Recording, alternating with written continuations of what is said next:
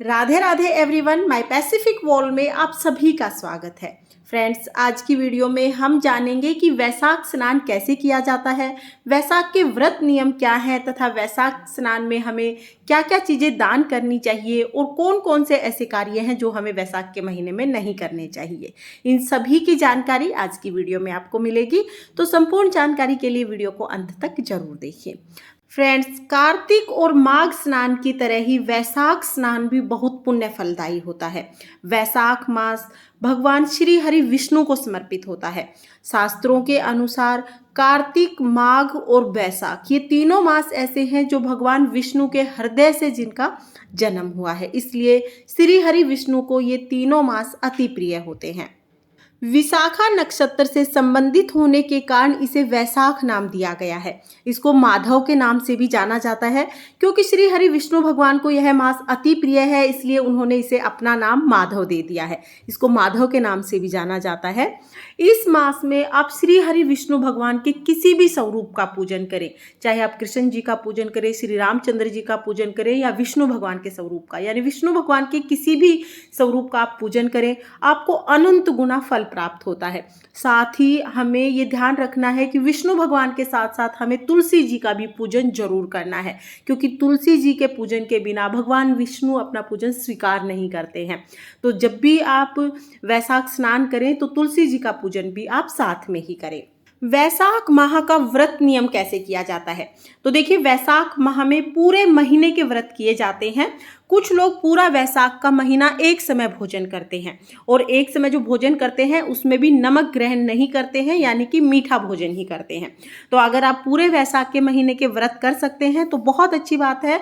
आप पूरे वैशाख के महीने एक समय भोजन करें। अगर आप नमक के बगैर नहीं रह सकते हैं तो फिर आप शुद्ध सात्विक भोजन एक समय कर सकते हैं। ये पूरी तरह से आपके स्वास्थ्य पर डिपेंड करता है। वैसे प्राचीन जो मान्यता है उसके अनुसार तो वैशाख के महीने में नमक का सेवन नहीं करना चाहिए, लेकिन अगर आपको कोई हेल्थ प्रॉब्लम है या आप किसी कारण से नमक के बगैर नहीं रह सकते हैं तो एक समय आप नमक खा सकते हैं। और अगर आप पूरे माह व्रत नहीं कर सकते हैं तो वैशाख के महीने में आप एकादशी जो आती हैं, 2 एकादशी जो वैशाख के महीने में आएगी, वरुथनी एकादशी आएगी और मोहिनी एकादशी आएगी, तो उस दिन आप व्रत का पालन अवश्य करें। इसके अलावा वैशाख की पूर्णिमा का व्रत भी बहुत ही शुभ फलदायी होता है। तो आप वैशाख पूर्णिमा का व्रत कर सकते हैं, दोनों एकादशी का व्रत कर सकते हैं, अक्षय तृतीया का व्रत कर सकते हैं। अक्षय तृतीया के बाद में जो पंचमी तिथि आती है, वैशाख पंचमी का व्रत करना भी बहुत ही शुभ फलदायी माना जाता है। तो आप ये 5 व्रत वैशाख के महीने में कर सकते हैं, और अगर 5 ना कर पाए तो एकादशी का व्रत पालन आप अवश्य करें। वैशाख के महीने को बहुत ही पुण्य फलदायी माना जाता है। बांके बिहारी जी के चरणों के दर्शन भी वैशाख के महीने में ही कराए जाते हैं। फ्रेंड्स, वैशाख के महीने में किया जाने वाला स्नान, दान, जप, तप कहा जाता है कि हजारों गुना बढ़कर हमें मिलता है। तो वैशाख के महीने में आप स्नान, दान, जप, तप अवश्य करें। तो चलिए, सबसे पहले मैं आपको वैशाख स्नान की विधि बता देती हूँ कि वैशाख स्नान कैसे किया जाता है। वैशाख के महीने में सुबह ब्रह्म मुहूर्त में उठकर स्नान करें। अगर आपके आसपास कोई नदी या तालाब या कुआं है तो आप वहां पर जाकर स्नान करें, वो सर्वोत्तम होता है। लेकिन अगर आसपास कोई नदी, तालाब या कुआं नहीं है तो आप घर पर भी स्नान कर सकते हैं। बस जब आप घर पर स्नान करें तो उस जल में थोड़ा सा गंगा जल अवश्य डाल लें और फिर उस जल से आप स्नान करें। स्नान करने के बाद आप तुलसी जी के पास बैठकर श्री हरि विष्णु भगवान का और तुलसी का पूजन करें। तुलसी जी में दिया जलाएं और उसके बाद श्री हरि विष्णु भगवान का पूजन करें। वैशाख महात्म्य का अध्याय पढ़ें। वैशाख महात्म्य का रोजाना एक एक अध्याय पढ़ा जाता है। साथ में ही आप वैशाख कथा भी सुन सकते हैं। वैशाख स्नान की जो कथा होती है वो भी आप सुन सकते हैं। आप चाहें तो आप 5, 7 या कम से कम 2 भजन आप श्री हरि विष्णु के जरूर गाएं और फिर सूर्य देवता को अर्घ सींचे। इस तरह से हमें सुबह का पूजन करना होता है। शाम के समय आप श्री हरि विष्णु भगवान के सामने दिया जलाएं, आरती करें। एक दिया आप तुलसी जी में भी जरूर जलाएं। पूरे वैशाख के महीने शाम को आपको तुलसी जी में भी दिया जरूर जलाना होता है। तो इस तरह से हमें वैशाख का स्नान करना होता है। अब देखिए, व्रत मैंने आपको बता ही दिया है। आप चाहे तो पूरे वैशाख व्रत कर सकते हैं, या आप चाहे तो वैशाख में 5 या 2 व्रत कर सकते हैं। इसके साथ ही वैशाख के महीने में हमें पूरे महीने स्नान करने के बाद पूर्णिमा को हमें उद्यापन करना होता है। तो वैशाख स्नान का उद्यापन कैसे किया जाएगा? पूर्णिमा के दिन आप ब्राह्मण ब्राह्मणी के जोड़े को घर पर बुलाकर जिमाएं। आप कम से कम एक जोड़ा जरूर जिमाएं, हो सके तो 5-7 जितने भी ज़्यादा आप जिमा सकते हैं उतने ज़्यादा जोड़ों को जिमाते, लेकिन एक जोड़ा तो हमें कम से कम ब्राह्मण ब्राह्मणी का जरूर जिमाना होता है। ब्राह्मण ब्राह्मणी को अपने घर बुलाएं, भोजन कराएं, उसके बाद वस्त्र दक्षिणा आप दान दें। शहद और तिल हमें जरूर दान देने होते हैं, क्योंकि वैशाख के महीने में ही तिल उत्पन्न हुए थे, तो इस महीने में तिल का दान विशेष रूप से किया जाता है। आप उनको तिल का दान भी जरूर दें। और अगर आप घर पर बुलाकर भोजन नहीं करा सकते हैं तो फिर आप भोजन उनके घर पर पहुंचा दें, या तो आप सूखा सामान पहुंचा दें भोजन के लिए, या तो आप भोजन बनाकर उनके घर पहुंचा दें। वस्त्र दक्षिणा तिल शहद जो भी आप दान करना चाहते हैं जितनी मात्रा में भी उतना आप पहुंचा दें। इस तरह से आप वैशाख स्नान का उद्यापन कर सकते हैं। अब हम देख लेते हैं कि वैशाख के महीने में हमें क्या क्या चीज़ें दान करनी चाहिए और कब कब दान करनी चाहिए। वैसे तो पूरा ही वैशाख का महीना बहुत ही पुण्य फलदायी होता है, तो वैशाख के महीने में आप किसी भी दिन दान कर सकते हैं, लेकिन अक्षय तृतीया के दिन, एकादशी के दिन, अमावस्या के दिन और पूर्णिमा के दिन दान करने का विशेष महत्व होता है। वैशाख के महीने में बहुत ज़्यादा गर्मी पड़ती है, तो आप जल का दान जरूर करें। आप पक्षियों के लिए जल रख सकते हैं, राह चलते लोगों के लिए जल के घड़े भरवा के रख सकते हैं, या आप जल का घड़ा भर के दान कर सकते हैं। जल से भरे हुए घड़े का दान करना वैशाख के महीने में बहुत ही शुभ फलदायी माना जाता है।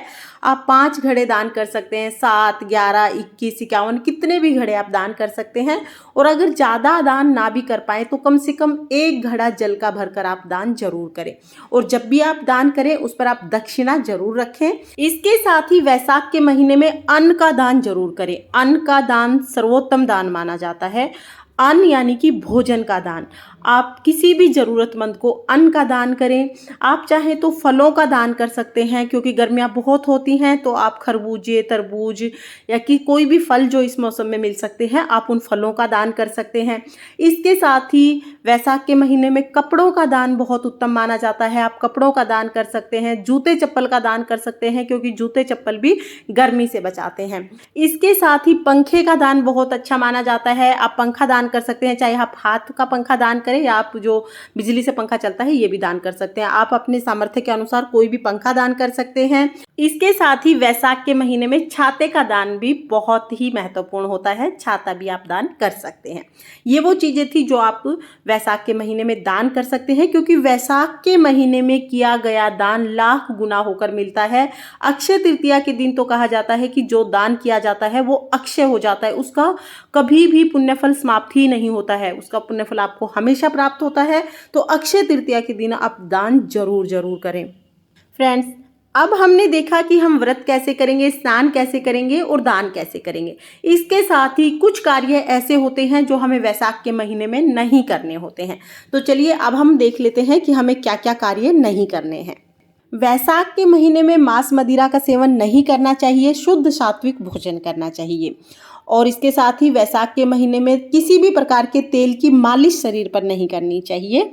वैशाख के महीने में कम से कम भोजन करना चाहिए, हो सके तो एक समय ही भोजन करें, और अगर आप ऐसा नहीं कर सकते हैं तो फिर आप हल्का भोजन करें और कम से कम भोजन करें। कांसे के बर्तन में वैशाख के महीने में भोजन कभी नहीं करना चाहिए। वैशाख के महीने में छल कपट से दूर रहना चाहिए, किसी की बुराई नहीं करनी चाहिए, निंदा नहीं करनी चाहिए। श्री हरि विष्णु भगवान का जप करना चाहिए और श्री हरि विष्णु भगवान के भजन करने चाहिए। वैशाख के महीने में आप गीता का पाठ करें, ओम नमो भगवते वासुदेवाय नमः का जाप करें। वैशाख के महीने में भगवान परशुराम और देवी माँ का भी पूजन किया जाता है। फ्रेंड्स, वैशाख स्नान से संबंधित जितनी भी जानकारी मुझे थी और जितनी भी जानकारी मैं जुटा पाई वो सभी मैंने आपके साथ शेयर की। अगर ये जानकारी आपको पसंद आई हो और अगर ये वीडियो आपके लिए यूजफुल हो तो वीडियो को लाइक करें और चैनल को सब्सक्राइब करें। देखने के लिए बहुत बहुत धन्यवाद। फिर मिलते हैं किसी और वीडियो के साथ। तब तक के लिए राधे राधे।